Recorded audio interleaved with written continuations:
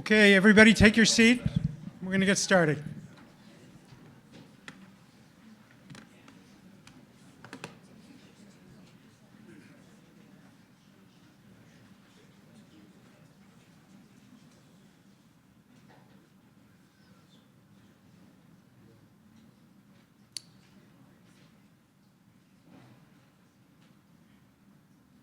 Okay, success. Everybody, welcome. My name is Rob Lyken. I'm Regional Director for the American Jewish Committee's New England office. For those of you who are unfamiliar with AJC, we are a global Jewish advocacy organization. We have 25 offices across the country, of which the New England office is one, and we have 15 overseas that range from Tokyo and New Delhi and Abu Dhabi to Paris, Berlin, and Sao Paulo. The work of the AJC focuses on fighting anti-Semitism, securing, we hope, a peaceful and secure future for Israel, and working to advance democratic values. For more than 15 years, AJC has had the honor of co-hosting this Day of Remembrance program. And we've done it with Boston University and its Elie Wiesel Center for Jewish Studies. We've also had the privilege of partnering with the Israeli consulate and other members of the New England Diplomatic Corps. I'm especially indebted to my partner on this project, Nancy Harowitz, or Professor Nancy Harowitz, who has brought imagination, scholarship, and a driving curiosity to these programs. I do want to express tonight my thanks to my colleague, Noah Weber, and Wiesel Center's Teresa Cooney and Janelle Riddell for all the work they did to make this program possible. Finally, we are indebted to the Diplomatic Corps, who have been an ongoing source of support and friendship. With us today are the Canadian Consul Megan Sunderland, German Consul General Sonia Kribich, Greek Consul General Simeon Tigos, Israeli Consul General Benny Sharoni, Italian Deputy Consul Silvio Solomoni, Japanese Consul General Chihiro Takahashi, Japanese Deputy Consul General Suguro Minoya, and Mexican Consul General Alberto Fiora. The work the Consul Generals do in Boston and around New England is often quiet and unseen. But your friendship and consistency and constancy are one of the things that binds our diverse communities together. And for that, we owe you our respect and our gratitude. Thank you.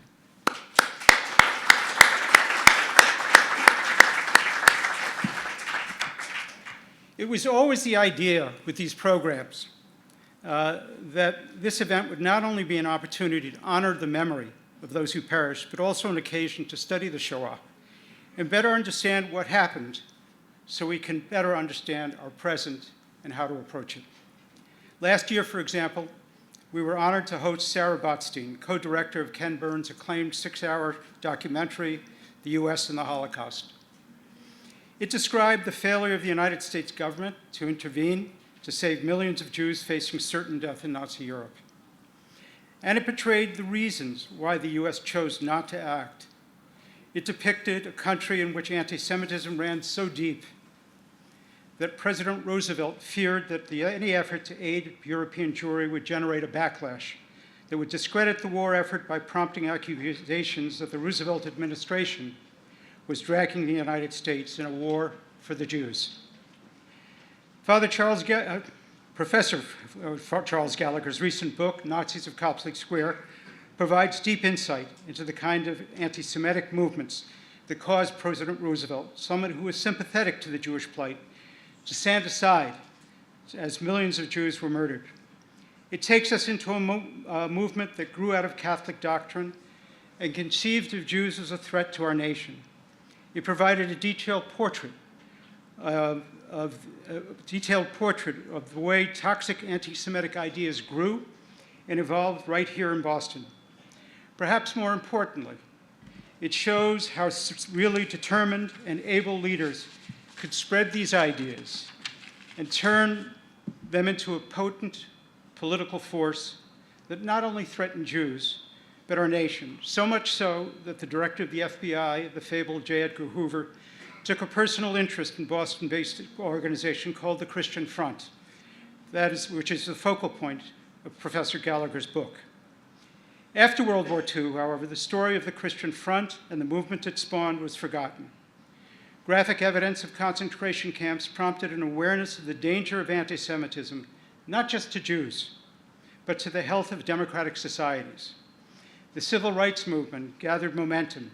In 1965, the Catholic Church issued a transformative declaration known as Nostra Aetate, which repudiated anti-Semitism and called for understanding among the faiths. And generations of American Jews grew up with the growing confidence that here in America, the problem of anti-Semitism has finally been pushed to the margins of American political and cultural life. Over the last several years, however, this confidence has been shattered as American Jews experience waves of ideologically driven anti-Semitism, which has forced synagogues to take drastic security measures, including locking their doors, and left many American Jews anxious about their future in this country. This makes it especially fitting that we hear from Professor Gallagher. He resurrected a history that speaks to the moment we are living in today. This history encourages us to recognize that anti-Semitism is a condition of Western civilization. It waxes and wanes, but it does not go away. To some, this may be a discouraging thought, but there's another way of looking at it. Any doctor will tell you that the understanding of a disease, even a chronic disease, is essential to effectively treating it.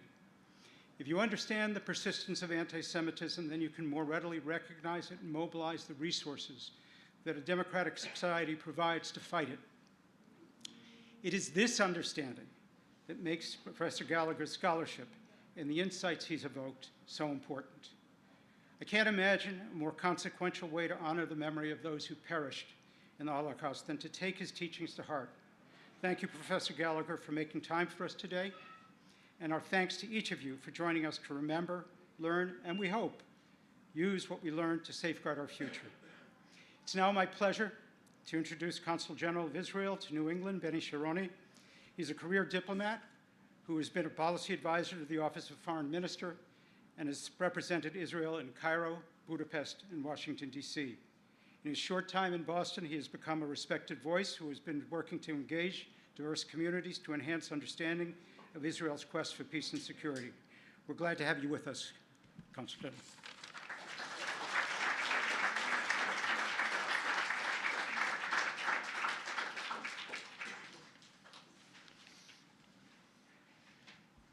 Thank you. Thank you, Rob. Hi, hello, good to see you. I'd like to thank the AJC. I'd like to thank Boston University, the Elie Wiesel Center, Professor Horowitz, Professor Gallagher, for hosting and for having this so important remembrance event. Today, we gather on the solemn occasion of International Holocaust Remembrance Day. We come together not just to remember the atrocities that occurred, but to reflect on the very principles that allow such darkness to take root and the responsibility we bear to ensure it is never repeated. The Holocaust did not occur in a vacuum. It was not the result of some inexplicable act of evil. It was the culmination of a long and systemic process of delegitimization, demonization, and dehumanization of people, of the Jewish people. Over years, ideologies of hate took root, growing in political, social, and cultural spaces. Jews were scapegoated, portrayed as subhuman, and blamed for society's ills. This poisonous ideology of hatred and intolerance spread like wildfire, turning ordinary people into perpetrators, bystanders, and complicit in the face of unspeakable cruelty. This dark chapter of human history demands our remembrance, not just as an act of honoring the victims, but as a means of confronting the horrors of intolerance. The act of remembering is an imperative For it is only through acknowledgement that we can understand the depths of the pain inflicted and the catastrophic failure of humanity when we allow hatred to fester unchecked. Every name, every face, every story must be preserved. For their memory is a guide for us all, a warning against the dangers of prejudice and a call to action. We must not only remember, we must teach. Holocaust education is a vital tool in ensuring that future generations understand what happened and why it must never happen again. Through education, we pass on the lessons learned from this tragedy, the destructive power of hate, the fragility of democracy, and the need to stand up even in times of great difficulties. My friends, Holocaust education is not just about the past. It is a shield for the future. It provides us with the tools to recognize the warning signs of rising hatred and intolerance and empowers us to confront them before they take root. But with the passing of each year, the number of survivors diminishes. It is no longer enough to rely on those who lived through the horrors to tell their stories. It is now our responsibility, the responsibility of each generation that follows, to carry their memory, to share their stories, to teach our children. We owe this. We owe this to the millions who were lost and to the survivors who continue to bear the scars, both visible and invisible, of their experiences. The responsibility does not end with remembrance. It also extends to action. Today, as we face rising anti-Semitism in many parts of the world, as we witness the resurgence of hate speech, discrimination and violence in politics, in universities, on social media, and in other aspects of our daily life, we must ask ourselves, what are we doing to stop it? What are we doing to ensure that the dark shadow of history does not stretch its finger into the future? We must remember that the Holocaust was not a random event. It was a culmination of a narrative that allowed anti-Semitism and all forms of hatred to be normalized. We must recognize that the fragility of democracy and the strength of tolerance can be tested at any moment. Our responsibility is clear: to stand up against hatred, to call out anti-Semitism, intolerance, wherever it appears, and to further build our societies based on dignity and respect. We owe it. We owe it to the victims of the Holocaust. We owe it to the survivors to honor their resilience and perseverance. And we owe it to the future generations to create the world where anti-Semitism has no place, where intolerance is met with firm and united resistance, and where the words "never again" are not just a slogan, but a living, breathing promise. Never again. On this day, we remember. And as we remember, we commit ourselves, we recommit ourselves to the victims, to the survivors, and to the future. Let this day serve not just as a moment of reflection, but as a catalyst for action, a reminder of our duty to protect humanity from the evils of hatred and to ensure that the lessons of the Holocaust are never forgotten. May we honor the memories of those lost and work tirelessly for a world where such atrocities can never happen again. Thank you.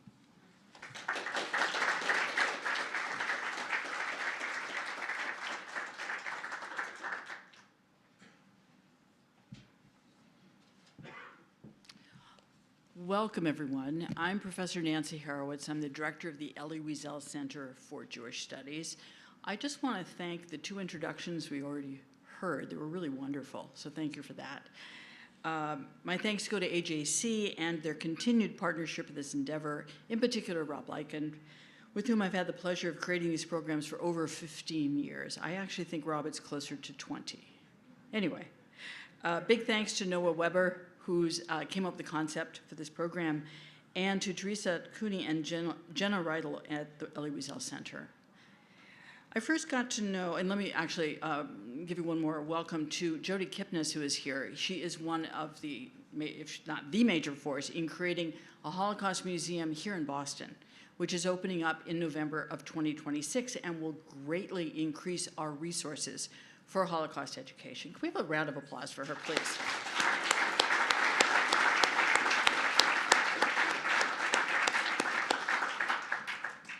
I first got to know Professor Gallagher's work when he came to my Holocaust history course a few years ago to discuss his new book, The Nazis of Copley Square.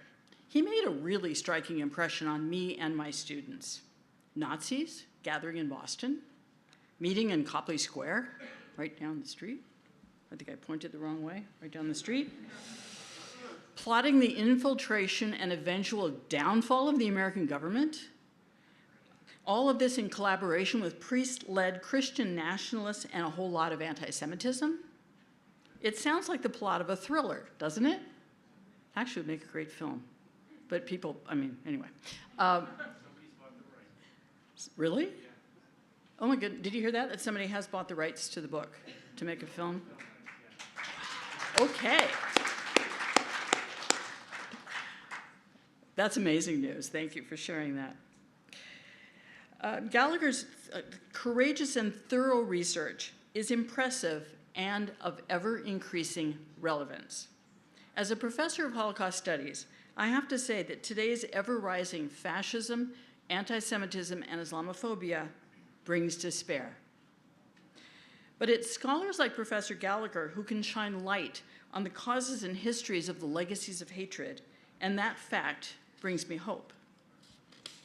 It brings me hope that perhaps, we can finally educate ourselves enough and care enough to avoid repeating the mistakes of the past. We're living in very dangerous times once again. The huge numbers of people wearing metaphorical tinfoil hats and ignoring danger signs is truly alarming. Yet we can afford inaction less than ever. As Elie Wiesel said, there may be times when we are powerless to prevent injustice, but there must never be a time when we fail to protest. Human suffering anywhere concerns men and women everywhere. The question remains, is the past really behind us?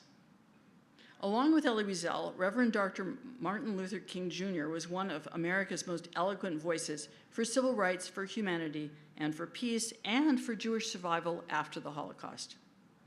He spoke to the American Jewish Congress in 1958, and you may find these remarks that I'm about to quote perhaps a little frightening and perhaps a little inspirational. He said, and I quote, "There are Hitlers loose in America today, both in high and low places. As the tensions and bewilderment of economic problems become more severe, history's scapegoats, the Jews, will be joined by new scapegoats, the Negroes. The Hitlers will seek to divert people's minds and turn their frustration and anger to the helpless, to the outnumbered. Then whether the Negro and Jew shall live in peace will depend upon how firmly they resist, how effectively they reach the minds of the decent Americans to halt this deadly diversion." End of quote. 1958. We really need to keep that in mind. Our program brings home the legacies of anti-Semitism that reached such a high pitch during the 1930s and 1940s. The story that you're going to hear is absolutely chilling, but it's also a warning sign for our current times. After the presentation, we can address some of these issues during our panel discussion and in a discussion with the audience, followed by a reception. And now a little more about the speaker. Charles Gallagher, S.J., is professor of history at Boston College. For the 24-25 academic year, he's serving as a Francis C. Wade Chair at Marquette University in Milwaukee, Wisconsin. In 2017, he was the William J. Lowenberg Memorial Fellow on America, the Holocaust, and the Jews at the Mandel Center for Advanced Holocaust Studies, United States Holocaust Memorial Museum in Washington. In 2009, his book, Vatican's Secret Diplomacy, Joseph P. Hurley and Pope Pius XII, came out, won the American Catholic Historical Association's John Gilmay Shea Prize. His 2021 book, The Nazis of Copley Square, The Forgotten History of the Christian Front, was published by Harvard University Press and won a Catholic Press Association Award for History. Gallagher is interested in religion and right-wing movements, the Holocaust, American Catholicism, Vatican diplomacy, and the intersection of religion and espionage. His current Wade Chair project looks at how German intelligence recruited, retained, and used Catholic clerics to act as spies in the United States during World War II. Please join me in welcoming Professor Charles Gallagher.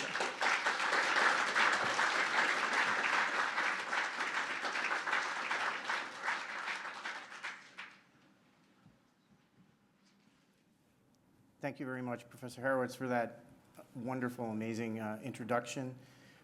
Also, thank you to AJC New England for your sponsorship.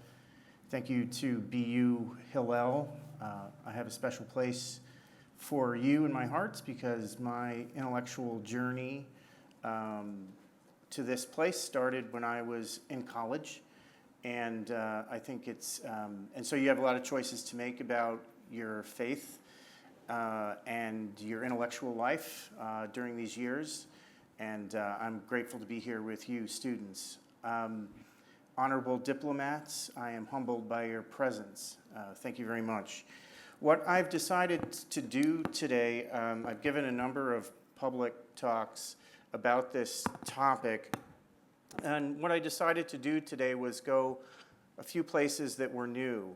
I've been thinking about where this project has led me, and I've also been thinking maybe I should mention to you some new ideas I have about this material that has been out now for a few years. I've also been digging, I'm an archive rat. I love digging in archives, and I found some new material about some Boston subjects that no one has ever seen before. And I'm going to show some of that today. But also I'm a history geek, so I'm going to start back before World War I. One of my questions is I'm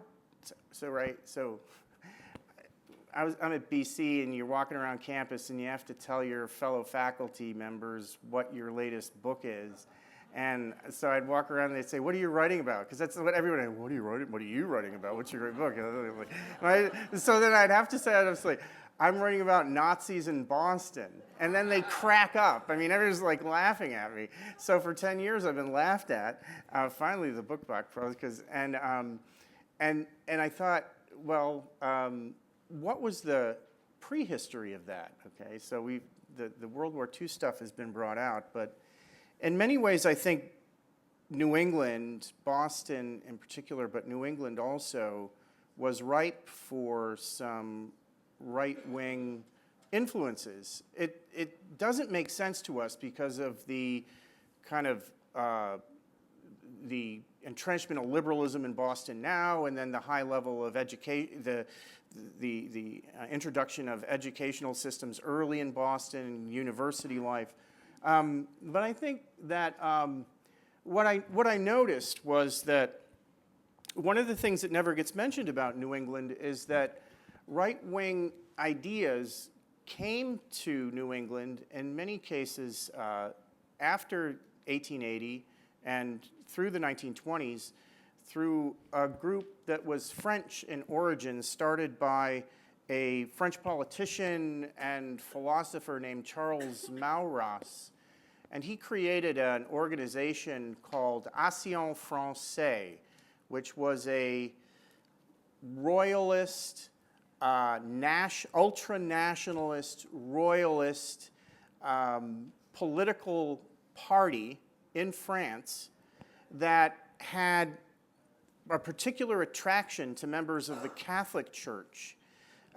Because while Maurras was an agnostic, he saw Catholicism as a pillar of French culture and thereby a huge support for French nationalism.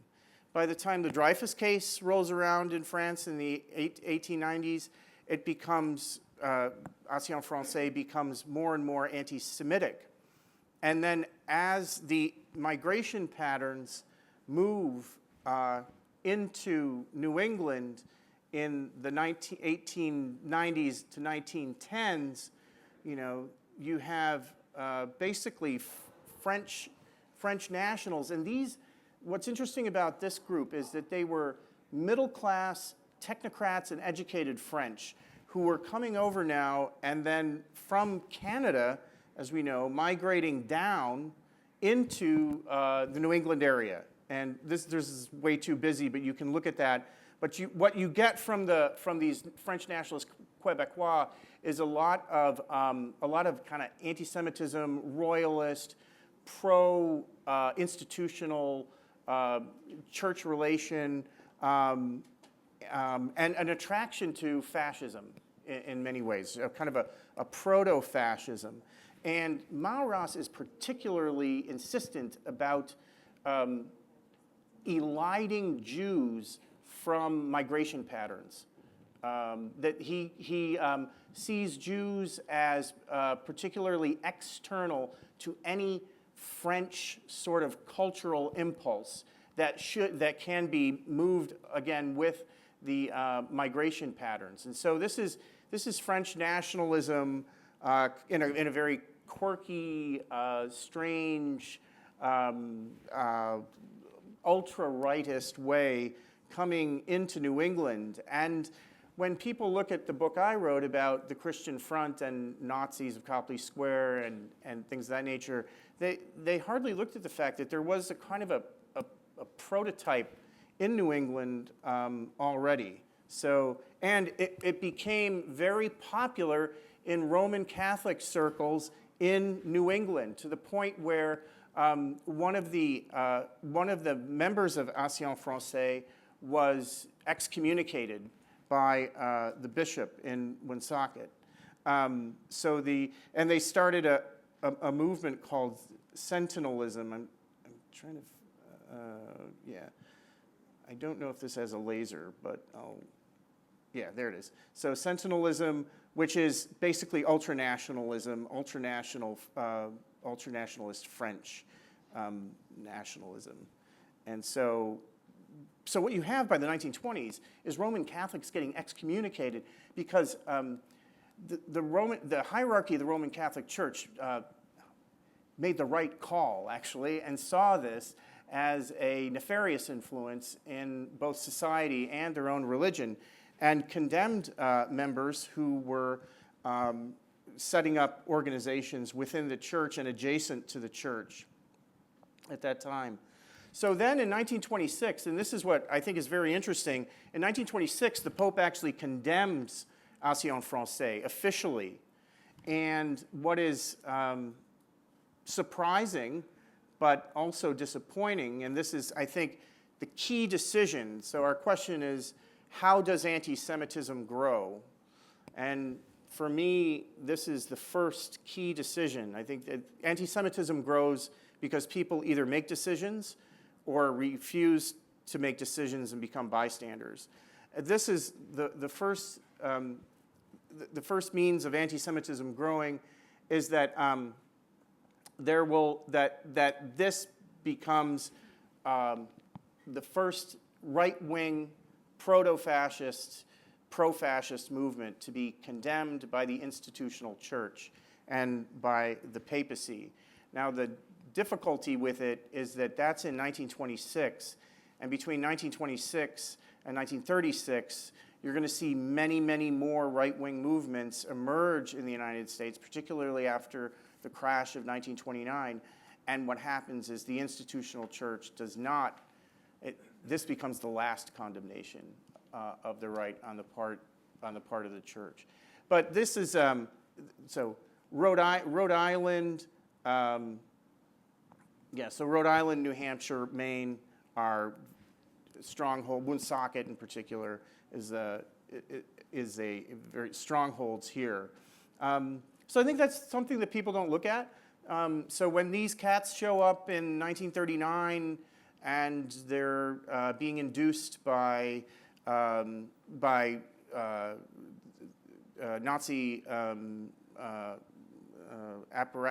Nazi operatives, there's somewhat of a toehold, at least, on the right wing. This is a photo of Francis P. Moran, who is the Boston, and this is he takes leadership of the Christian Front as early as 1936, and so he's a working class Irish kid, immigrant kid, comes from a family of 10 over in Dorchester. He decides he wants to become a priest, and interestingly enough, I can't figure out why. He doesn't decide to study for the Archdiocese of Boston. He decides he wants to become a Franciscan. So in the Catholic world, that's a separate religious order. They're founded by St. Francis of Assisi back in the 16th century. They are known for their poverty, their vow of poverty. And he goes to study to be a Franciscan priest in Callicoon, New York, at their seminary, up on a hill. It looks like a giant penitentiary. It's still there today. One of the things that happens there is that he learns theology from German Franciscans. These were Franciscans who were kicked out of Germany during the Kulturkampf under Bismarck and set up shop in upstate New York. And they were brilliant men, very cultured. And he's there for almost 4 years.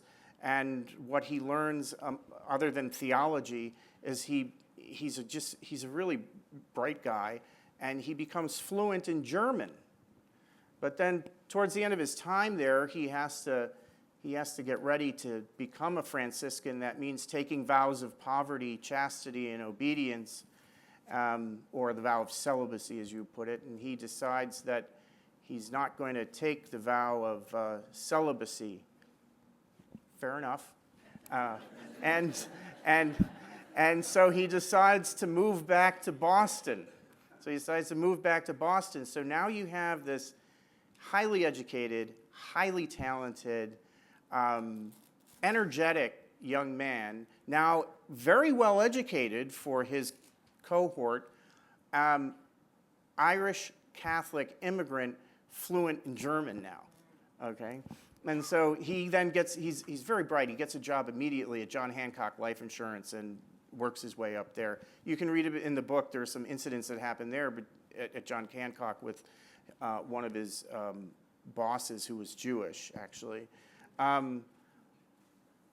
He takes over as the lieutenant of this group called the Christian Front in Boston that was set up by Father Charles Coughlin. It was a paramilitarized Catholic anti-Semitic group. Okay, so this is the other thing.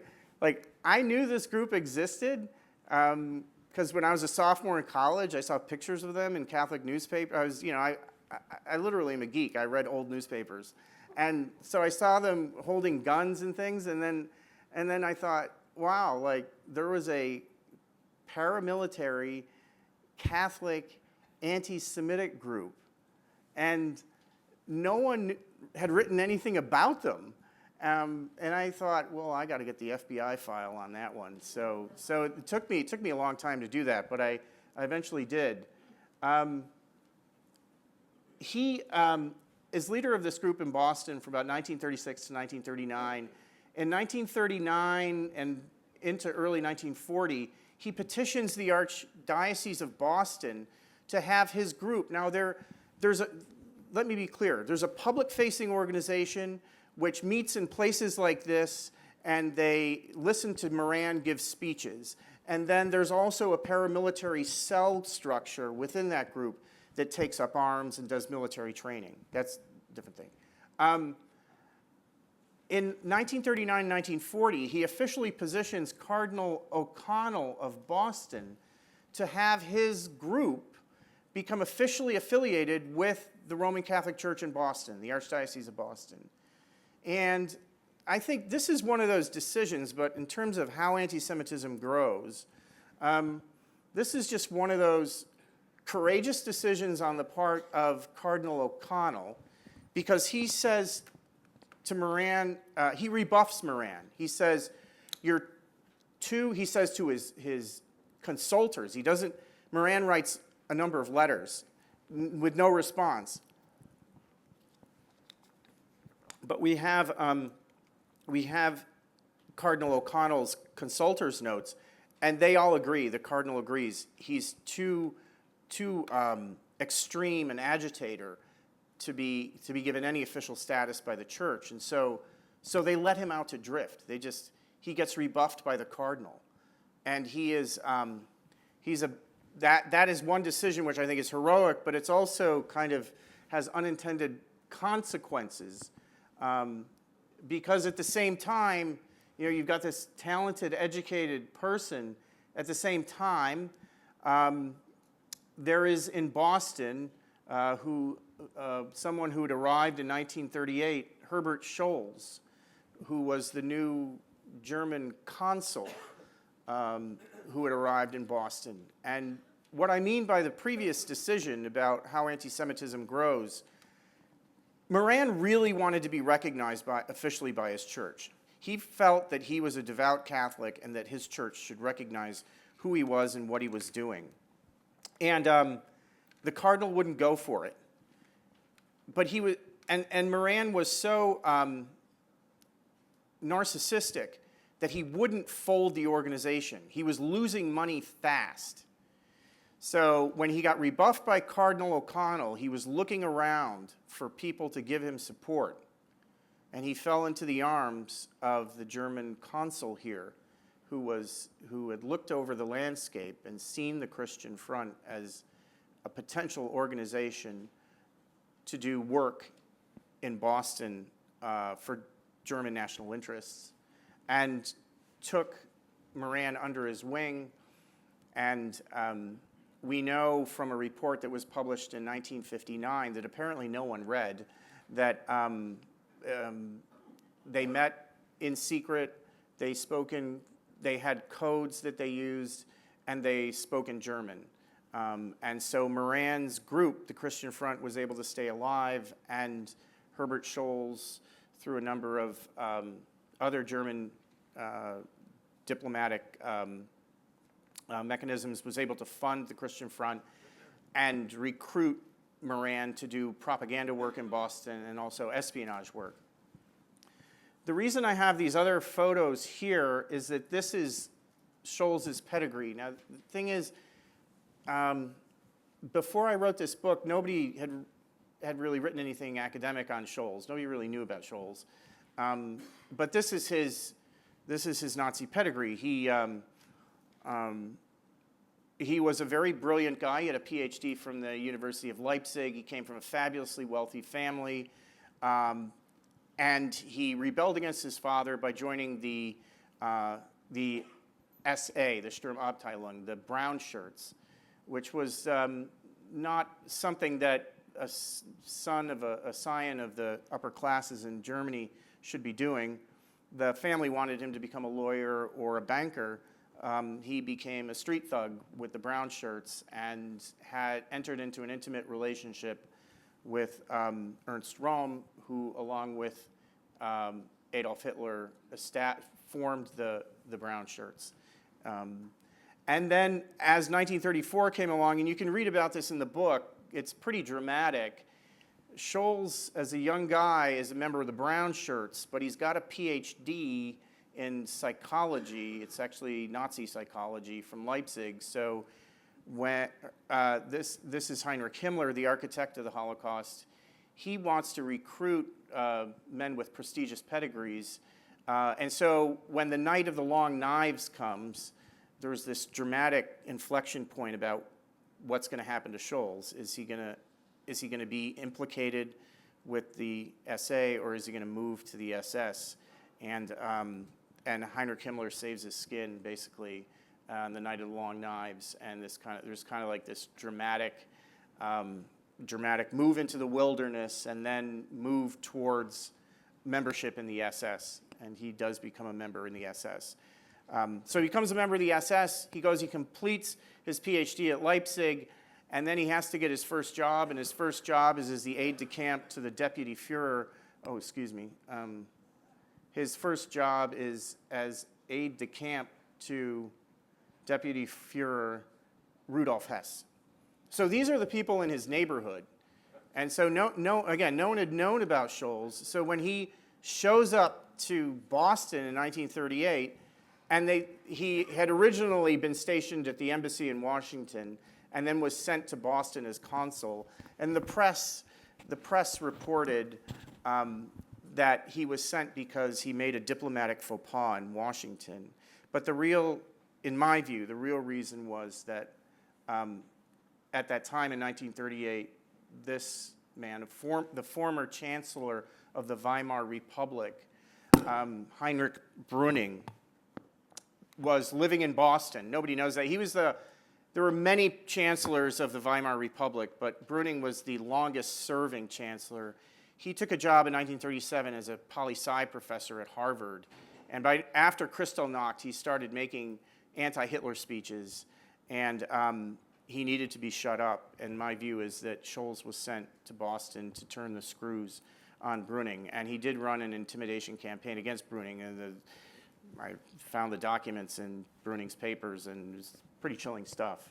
And Brüning shut up, and everything went away. And then he turned to recruiting Moran. Among others, Scholz ran about, I would say, 10, maybe 12 different spy ops in Boston in the lead up to the war.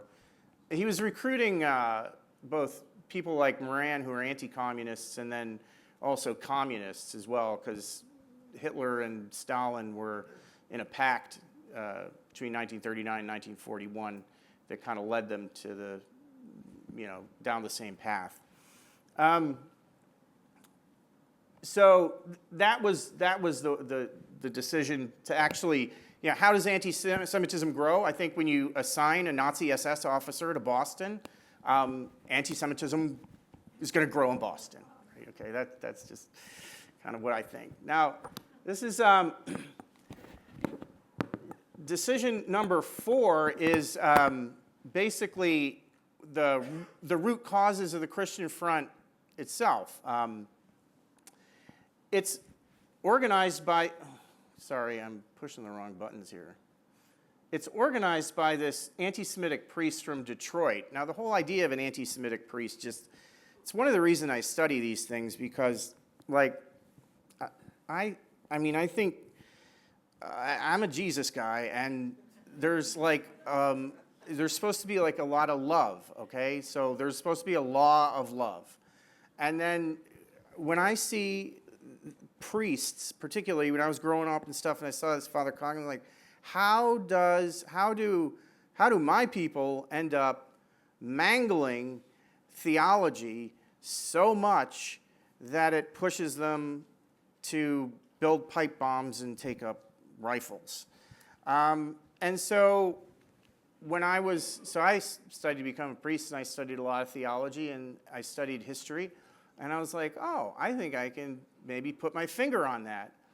And then the reason that no one had written about it, I think, was that most of the political historians who've written about Father Coughlin are trained in the Marxist critique. And if you know anything about Marxists, they can't stand religion. And I think they're afraid of it because they don't really know anything about it. And they don't want to know anything about it.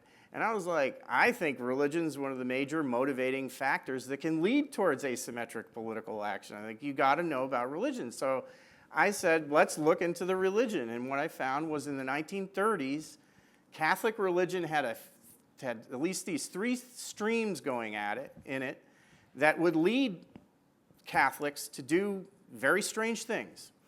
The first was Judeo-Bolshevism. It's a myth indicating that at the creation of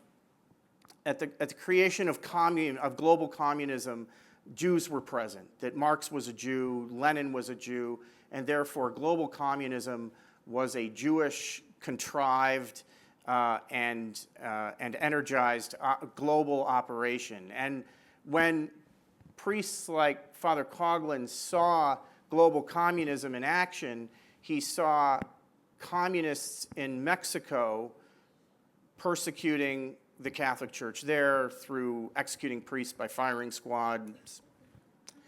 In the Spanish Civil, that's in the 20s. In the 30s, the Spanish Civil War, like 10% of the diocesan clergy in Madrid was executed by firing squad by communists.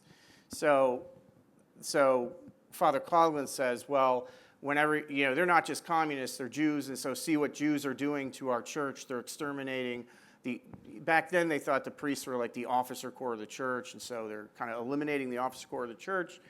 And at the same time, in the early 1920s, the Pope, then Pius XI, had issued something called Catholic Action, which was kind of a social uplift movement, which started in 1922, but by 1925, it had become more of an anti-communist movement. And so that kind of fed into the Judeo-Bolshevism thing. And then this is a dominant theology. And the only way I can explain it is like this. If you know anything about like Catholicism today, Pope Francis, he's big into the environment. So he writes a big, he says so now there's a theology about the environment. And it dominates Catholic discussion and thought and liturgy. And so the same thing for this. Pius XI issued and talked about the mystical body of Christ, which meant it was a Pauline doctrine that when the Catholic Church is harmed somewhere in the world, it's a theology of the part to the whole. So if Catholics in Madrid were murdered by firing squad, if that happened in Madrid, Catholics in Mattapan felt it, because this is all membership in the body of Christ, the mystical body of Christ. Every baptized Catholic is a member. So now, what I think that did, and the reason I put it in the book, is it obliterates borders. Talk about open borders. There's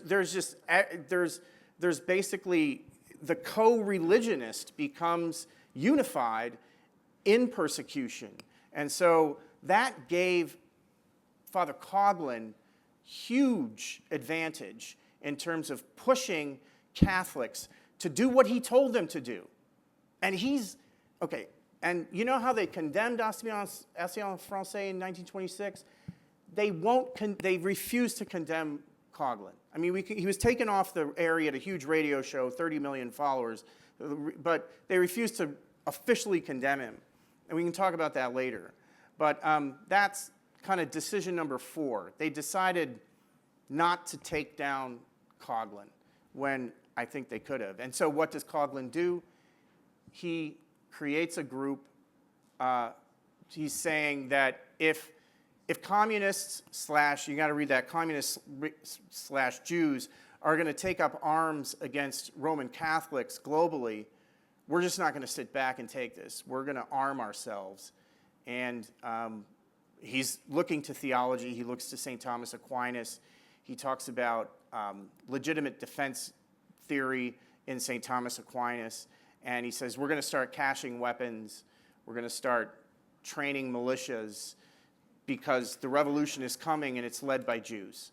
And the more Jews that President Roosevelt puts into his cabinet or in his administration in the U.S., the more threat there is. And so these guys begin to get rifles and make bombs and steal weaponry from armories.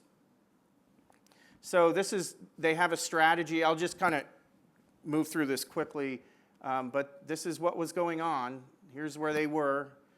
They were going to their shooting range in Narrowsburg, New York. They'd get up early in the morning on a Sunday from 6 to 9 and practice target shooting.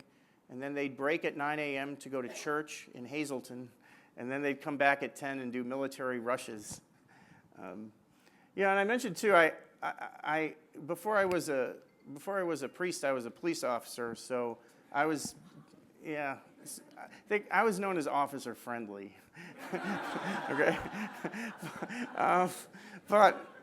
but they trained me on some weaponry, and I kind of knew that these things had a 30-06 full metal jacket round in the chamber, and one of the bullets in these guns, they look like old World War I guns, but each bullet in that gun will go through a brick wall, and then they did even more stuff. So this was also something that astonished me, because when I was going into Sunday school, I was always told that Catholics were patriotic and kind of assimilated into the American system and apple pie and waving the flag. And then when I saw this, I was astonished because it indicated these guys were trying to overthrow the U.S. government. Yeah. So I went, the story is told, when I was a sophomore in college, I went to one of my professors and I said, I'd like to write my 10-page research paper on this group. And it's the only time in my whole college experience that a professor told me no. He says, no, you can't write a paper on that. And I said, why not? He said, well, nothing happened. They didn't detonate any bombs. They didn't shoot any rifles, because the FBI did a raid on them and arrested them. And I thought, oh, man, that's not right. So I did not dedicate my book to that professor. Then this is the other kind of decision that allowed anti-Semitism to grow. The group was in New York. That group with the guns was in New York. They were acquitted, put on trial by the. It was a whole summer-long trial. Someone forgot to vet the jury. The foreman of the jury was a cousin of a member of the Christian Front, okay? So not only that, you can read about it in the book. There are other different things going on as well. And so they all got acquitted. The government couldn't turn them out, and there you are. And then this guy who's cheering here is John F. Cassidy. He's the leader of the group in New York. He immediately went up to the judge and asked for his rifles back, and he left the courthouse stacked with rifles going out into the street in southern New York. So that's another decision, right? How does anti-Semitism grow? Well, if you acquit the group, they get a new life. Allowing anti-Semitism to grow. This is something that's brand new. This is... Many of you have probably heard of a Father Feeney from Boston. So Father Feeney in the 1950s went down to Boston Common, got on a soapbox, and told Jews that they were all going to hell. Right? And he tried to convert them to Catholicism. He was, in fact, a Jesuit priest. And what I found was that when I got the FBI file declassified, this is one of the kind of, again, reasons why anti-Semitism grows. The FBI recruited, this is Father Feeney. He really hates Jews. And he, again, because he hates Jews as a young priest in the 1930s, and he hates them in the 1950s. And he's eventually going to get excommunicated by the church, but not until the 1950s. But what many people didn't know is that the FBI in Boston recruited Father Feeney's father to be an informant on the Christian Front, right? So the father of the anti-Semitic priest is actually giving information to the FBI, and he's extolling the Christian Front as a religious organization, and Francis Moran. And so when the FBI is trying to figure out if Moran is nefarious or if he's benign, they recruit the wrong informant. They recruit a guy who's about as anti-Semitic as you're going to get, and his son's actually going to end up being excommunicated for anti-Semitism in the 50s, and he's telling the FBI, hands off, don't touch him, everything's fine. Now, this is new information. Nobody's seen that, but what's newer is a pamphlet that I found. Feeney was very controversial, as you might imagine. He distributed a pamphlet in Boston in 1955 that all of the scholars on Feeney could never find a copy of. I went down to do research at Catholic University in the Bishops' Conference files, and I just decided to look in some files that were labeled clergy, year by year. And what I found was, oh, these files aren't clergy files, these are problem clergy files, right? So now I found the original pamphlet that starts the Feeney 15-year situation. If you want to look at it, you can look at it. If not, it's pretty rough. It's rough going, but this is what it is. And this is from 1955. Read at your own caution. It is wild stuff. It is awful stuff. But it's the first time that you'll see this. Because as far as I know, the scholars who've worked on this have not been able to find this. But this is the pamphlet that gets the ball rolling on investigating Feeney. And keep in mind, Feeney's father is a Christian Front sympathizer, but also an informant for the FBI. And this is what you're dealing with. So that's one of the decisions. That's one of the pieces. How anti-Semitism grows. It's kind of like if the FBI recruits the wrong informant, anti-Semitism can grow. All right. Then, I know there are many diplomats in the room. This is a piece of the puzzle that really never got much attention when the book came out, but I thought was rather fascinating. The British came over, what I argue is for the first time since 1776, the British came back to Boston, and they set up a front organization to recruit an American to start an organization run by British intelligence to thwart the Christian Front. So this is summer of 1940. Summer 1940, who's this guy? I'll show you. Oh yeah, these are the documents from London now. These are secret documents from London, and what I found was if you want to run a secret front organization anywhere in the world, you file everything under miscellaneous. Because it's all in there, all right?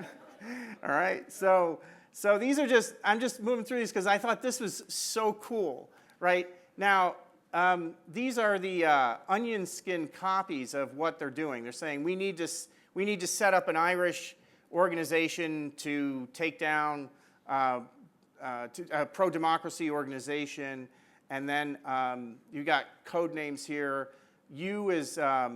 That was a tough code name to get. Christopher Andrew, who's a scholar at Cambridge, an intelligence scholar, helped me with that. He was good. And then they've got all sorts of, these are all the code names I had to figure out in terms of what they're doing. And they decide they're gonna set up this organization, and they're gonna wait until 4,800 or 48,000 comes back and gives permission. 48,000 is code name for William Stevenson, Sir William Stevenson, who was head of MI6 in the U.S.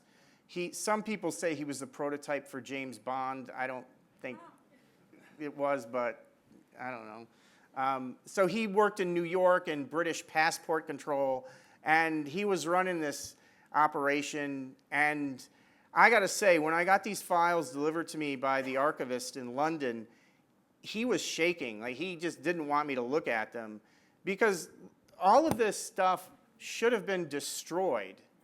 But what happened was Stevenson was a narcissist of the first order, and he wanted to he wanted to impress Winston Churchill about the operations he was running in North America.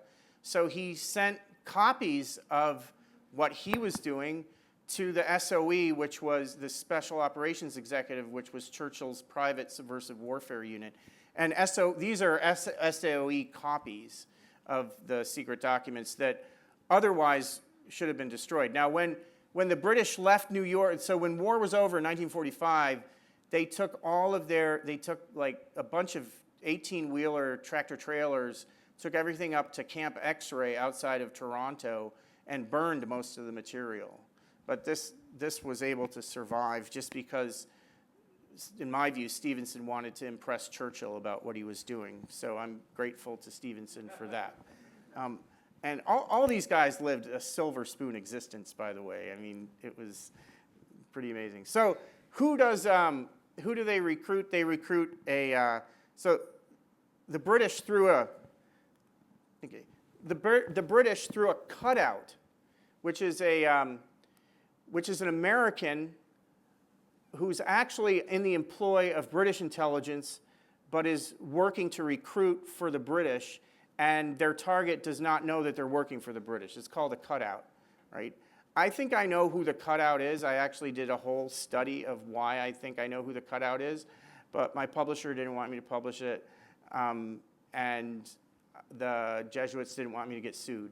So I decided not to publish what I thought, but I think I still know.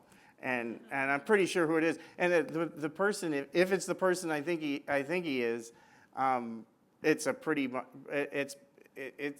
explosive, because they end up working in the White House later, like in the 60s, and they'd be breaking all sorts of rules, Foreign Agents Registration Act and Espionage Act, stuff like that. So anyway, they recruit this young woman journalist who's this dynamo. She's very civil rights oriented, and she runs a little newspaper. It's nothing more than a pamphlet, like a weekly pamphlet called the Boston City Reporter. And the cutout gets her to run the show, and she is amazing. She believes that anti-Semitism on the part of Catholics is a sin. So a sin is an offense against God. So that's what motivates her. So finally, the Catholics are going to come in around. They found like there are like 6 liberal Catholics in Boston. She's one of them, and the British are finally able to recruit her, and she gets it done. Now the problem is no one knew before I published the book that she was actually working for the British. Now she's unwittingly working for the British. And then I gave a presentation on this to the intelligence group over at the Kennedy School at Harvard, and they couldn't show. It's like all these generals and stuff, and they couldn't show me their faces. So like, I was like speaking into like this void, and then in the Q&A there was like this. There was like hand goes up. Apparently, says, well, we have a question. And then this British voice, just like some British like major general or something. She goes, "How do you know that she was a British agent?" And I had to say, "We have the paychecks." So we got this pay stubs for how much what the British were paying her. And she took the money. They set up shop over in the Little Building downtown. She ran a great job, and she eventually forced the hand. Oh, these are some more. This is when you know things are getting good, when you find original documents from Boston, from Boylston Street, over in London. That was a good day in the archives, I got to say. I was like, oh, I think I have something here. So this is the 5th key decision that permitted anti-Semitism to grow. And this is my own take on it.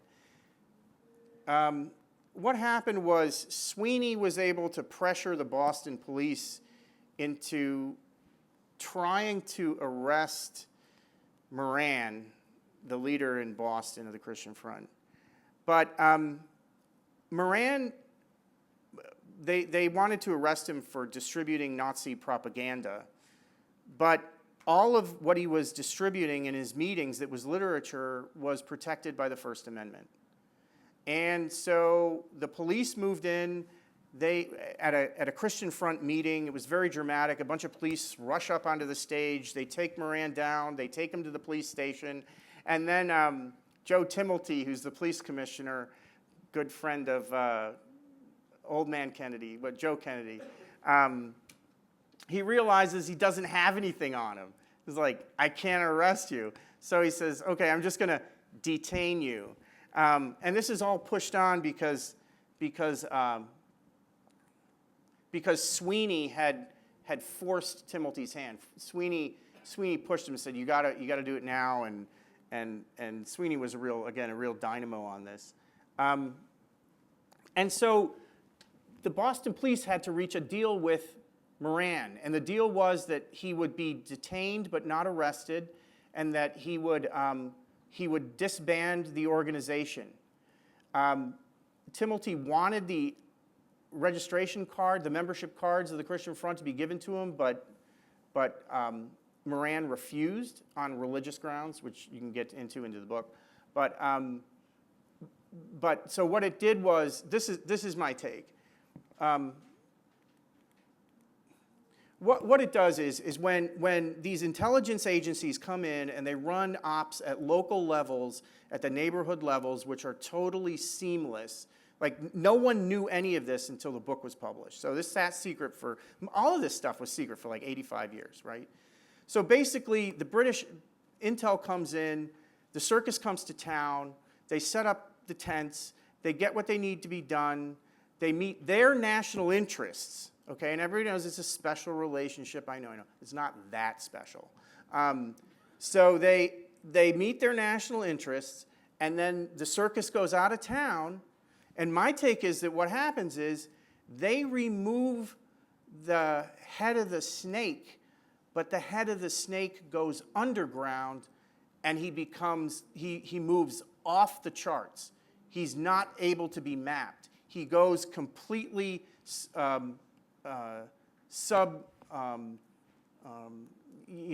of sight. And in my view, he becomes much more lethal in many ways with that. Because what happens after they push Moran underground, he was a huge public figure. He was in the newspapers all the time. You could track him, what he was doing. You could track where he was going.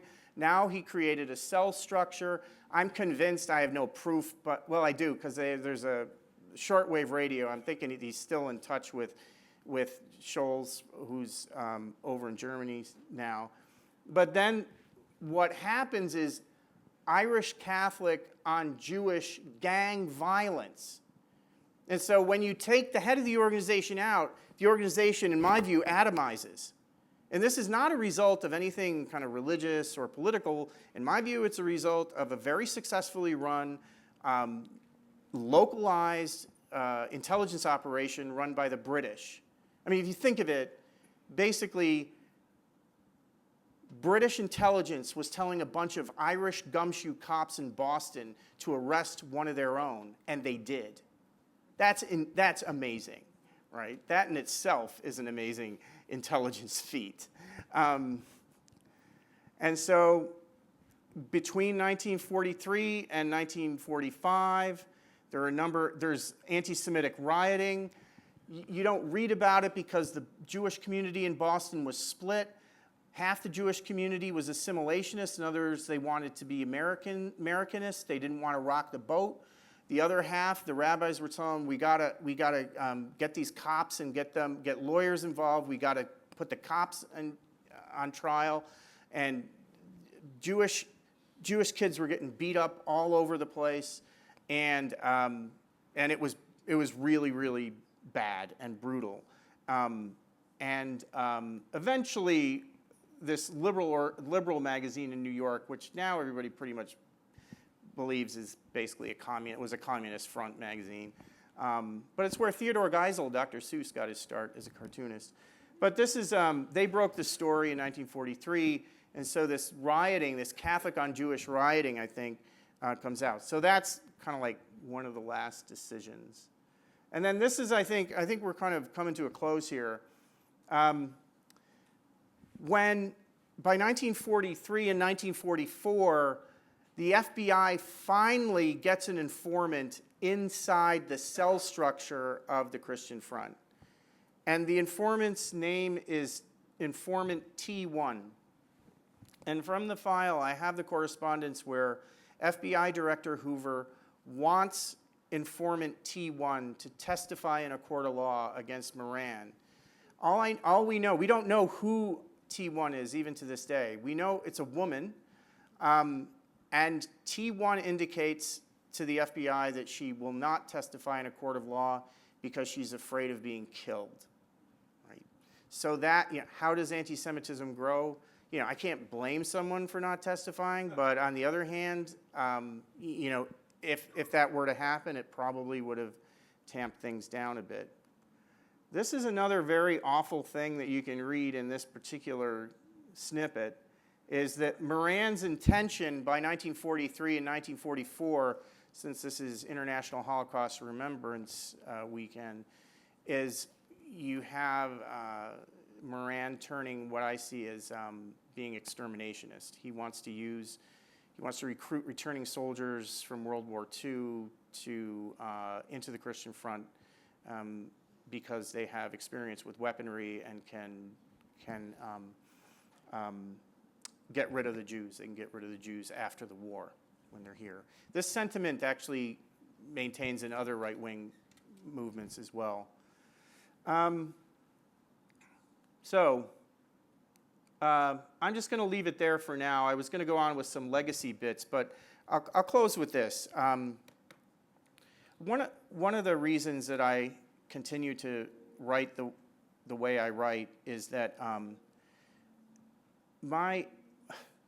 Will Herberg wrote a book back in the 50s that was quite well known called Protestant Catholic Jew. And I had a Baptist grandmother. I grew up in an extremely religious Catholic family, and I had a Jewish aunt. She was a Czechoslovakian Jew. She escaped the Holocaust. She married my uncle. She eventually converted to Catholicism. They had 13 children, which was good for me because there was always a full court basketball team whenever I went to visit my cousins. But the upshot is, when I was a little kid, I was kind of scared of the world. And I didn't like leaving home, and I didn't like leaving my mom. And my cousins all lived in the country. It was, it wasn't that far. It was like 20 miles from our house. But I had to go, whenever I had to go visit my cousins, I was always kind of afraid to leave home. And when I was a little kid, 6, 7, 8, 9, I'd have to go up there, and at night, you go into this big room filled with bunk beds, because they had 13 kids. There was no other way to get around it. You had to go sleep in bunk beds. But my aunt would always come in, and she'd tuck me in, and she was, for me, one of the first experiences of love, of safety, of comfort. And even the family members would sometimes mention her Jewish past, and it was always mentioned in kind of low voices and kind of somewhat of puzzlement, right? And to me, I couldn't understand why they would speak that way about this person who was one of my first experiences of being loved when I needed it. And I, and she tucked me in, and she was always great, and I felt safe and slept comfortably. And so when I do my work, and when I go through and I see Catholics who have retained anti-Semitism, even historically, I'm kind of motivated because my experience of Judaism was so opposite of what they seem to have been picking up, and the church in one way or another sustaining. And so on that note, which I think is a note of love, I'll just end. Thank you.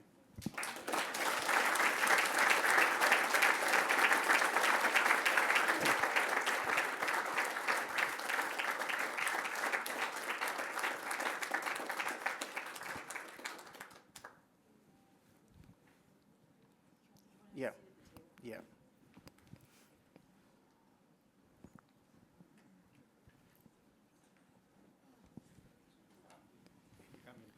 Oh, thank you.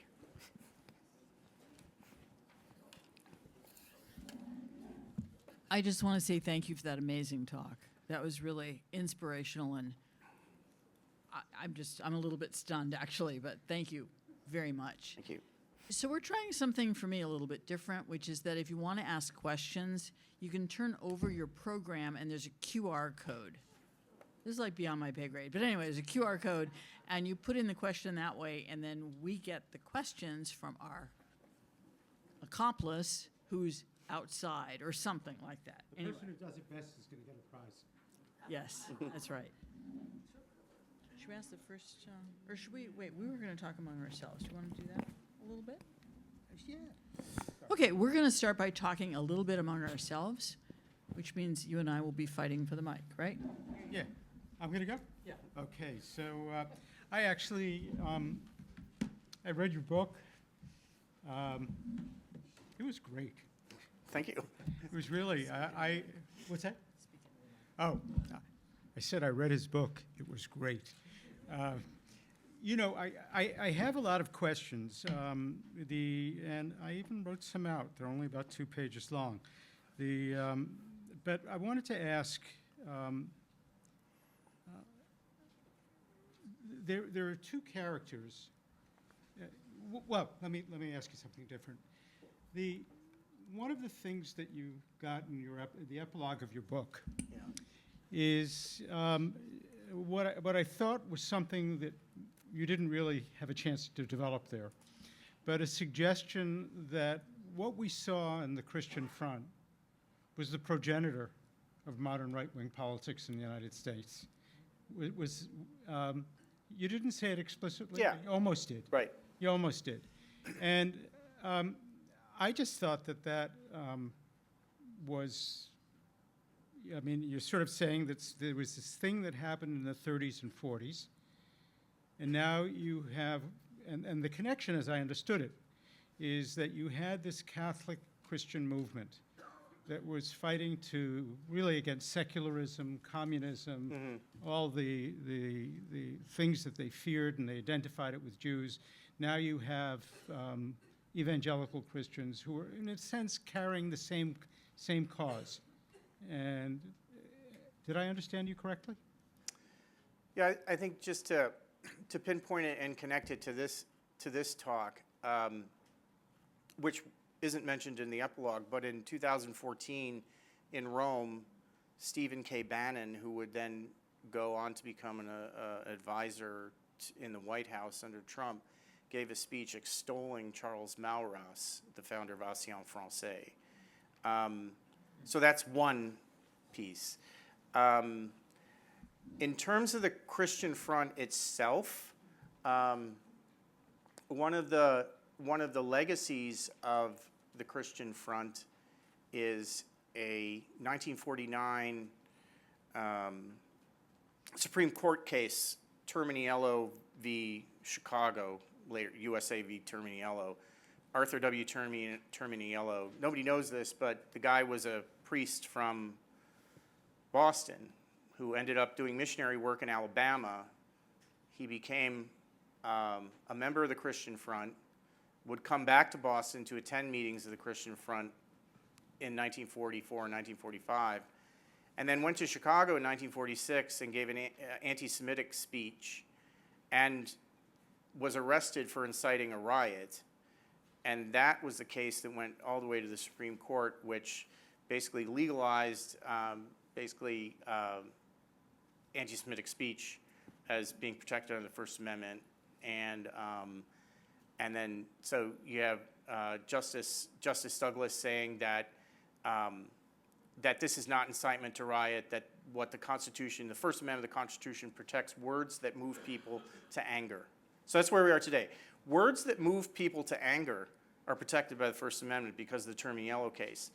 Justice Jackson dissented. He said that if we do this, if we allow angry words to be protected, then it's a suicide pact with our nation, which is the same which is the same Justice Jackson was quoted by Judge Ketanji Brown about 3 or 4 months ago when the immunity case on Trump came down. So she agreed with Jackson that about this speech movement. So all that goes back to, you've got Associate Justice Ketanji Brown quoting Robert H. Jackson from the 1949 case that was put there by a member of the Christian Front who was from Boston. So it's a lot of dots to connect, but maybe that is part of the answer. Okay. Or that's about the best I can give. I have a question as well. With Father Coughlin, Yeah. and the fact that the Vatican did not take him down, you mentioned that was 1939. Was it before March or after March when Pius XII became Pope? That they did. So Coughlin was not taken off the air until April of 1942. Yeah. And the reason was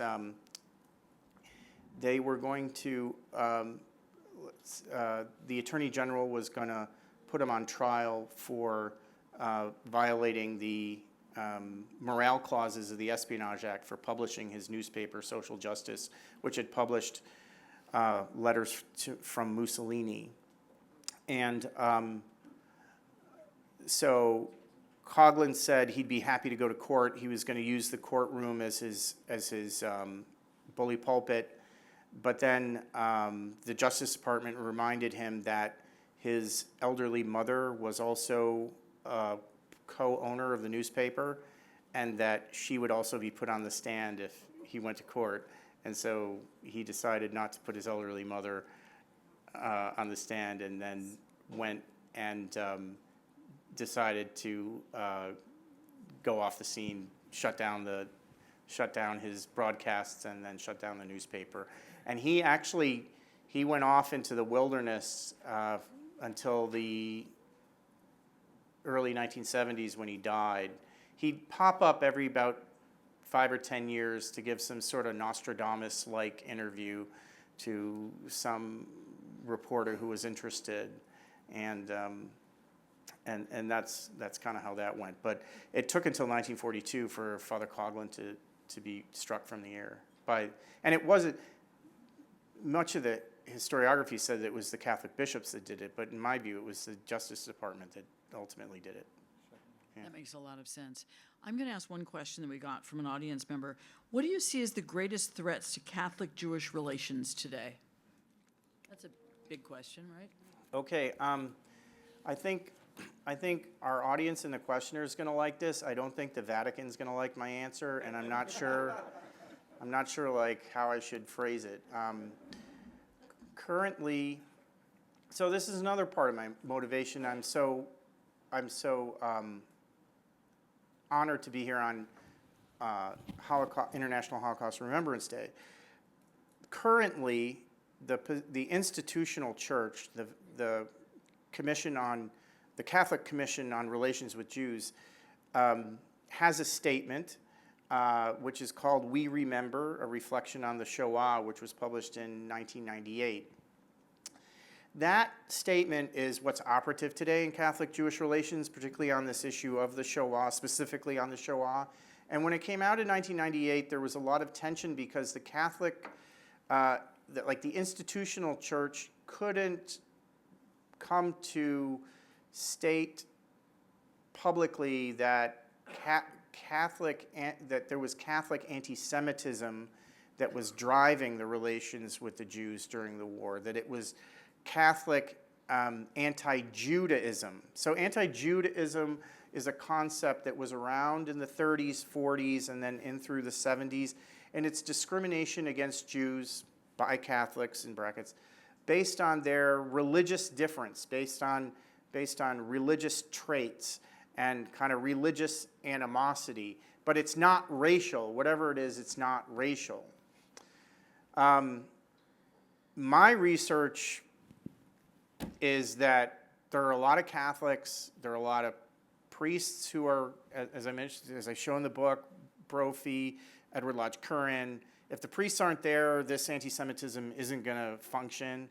And it's right, like the people I look at think that they're authentically devout Catholics, but they're racial anti-Semites. And I'm not I don't know, my prayer is that that statement can get changed. I'll just say, I think my microphone didn't pick it up, but my prayer is that maybe it's the Vatican, like, got control of it. Holy moly. Yeah, this microphone. Yeah, hey, the Vatican got control the microphone. Yeah, so my prayer is that that statement, I think my church is kind of stuck in this anti-Judaism / anti-Semitism thing, and my prayer is that we can kind of move that statement forward, particularly on the Shoah, and not be and have confidence enough to actually be truthful about it. Okay. So we have a question, well, we had a question, here it is. We have a question from John Dorfman, who asks, where was Cushing, who laissed fine during the period in this book? Yeah, so this is Cardinal Cushing of Boston, who becomes cardinal in the mid-1950s in Boston. He is a young Boston priest during the later period of this, so 1943 to 45. Cushing is in Boston, but he's a pastor. He's a local priest. He hasn't kind of taken on any position, official position at a high level in the archdiocese. So he's kind of waiting in the wings. And then when he does become Bishop of Boston in, I think it's 1958, after 1958, he really moves Catholic-Jewish relations into high gear, and it becomes a much more